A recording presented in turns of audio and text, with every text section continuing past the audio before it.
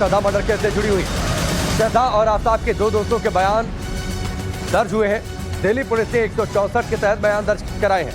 दोनों ने बताया था कि आफ्ताब श्रद्धा को मारता पीटता था, जान से मारने की धमकी देता था।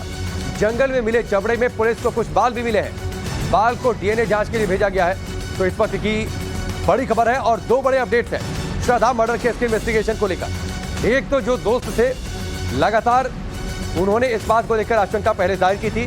कुछ व्हाट्सएप चैट भी सामने आ गए थे जिसमें श्रद्धा ने मारपीट की बात कही थी। अनुज हमारे साथ जुड़ चुके हैं। अनुज, दो बड़े अपडेट, जरा पूरी जानकारी दीजिए।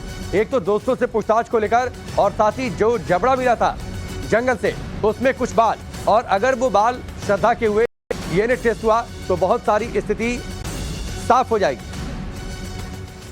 जी बिल्कुल, जिस तरीके से दिल्ली पुलिस पूरे मामले में लेकर इन्वेस्टिगेशन कर रही है और इन्वेस्टिगेशन के दौरान ये बात सामने आई थी कि कहीं न कहीं आफ्ताब जो है वो श्रद्धा को पहले भी परेशान करता रहा है और बाकायदा मुंबई में इस बाबत श्रद्धा ने 2020 में कंप्लेन भी दिया था, जिसके गवाह उसके कुछ दोस्त भी रहे हैं, जिसको लेकर दिल्ली पुलिस ने उनके श्रद्धा के दो दोस्तों का बयान दर्ज किया है। सीआरपीसी की 164 के तहत ये बयान दर्ज किया गया है, जिसमें उन दोनों दोस्तों ने बताया है कि आफ्ताब जो है वो श्रद्धा को परेशान करता था, उसके साथ मारपीट करता था।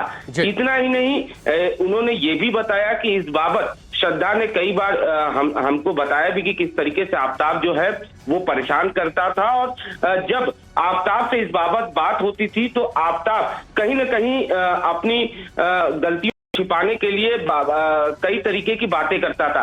हालांकि इनके बयान जो है वो दर्ज किए गए हैं। चलिए अनुज, हमसे जुड़ने के लिए, पूरी जानकारी के लिए आपका बहुत बहुत शुक्रिया। तो श्रद्धा और आफ्ताब के दो दोस्तों के बयान पुलिस ने दर्ज किए हैं। इसके साथ ही जो महरौली के जंगल से जबड़े मिलने का दावा था उसमें कुछ बाल मिले हैं। उस बाल को भी डीएनए टेस्ट के लिए भेजा जा रहा है ताकि बहुत ज्यादा तस्वीर साफ हो सके इस पूरी मर्डर केस में इन्वेस्टिगेशन को लेकर।